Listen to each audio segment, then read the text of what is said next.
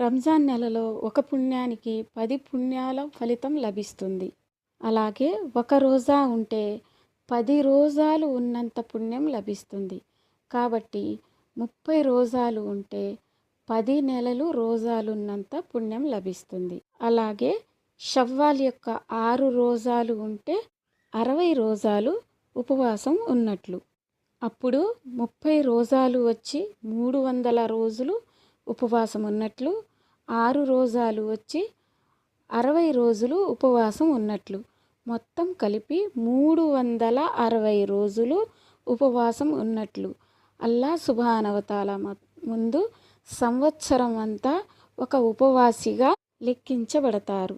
షవ్వాల్ రోజాలు ఎప్పటి నుంచి మొదలవుతాయి అంటే రంజాన్ పండుగ అయిపోయిన 2వ రోజు నుంచే షవ్వాల్ యొక్క 6 రోజాలు ఉండవచ్చు.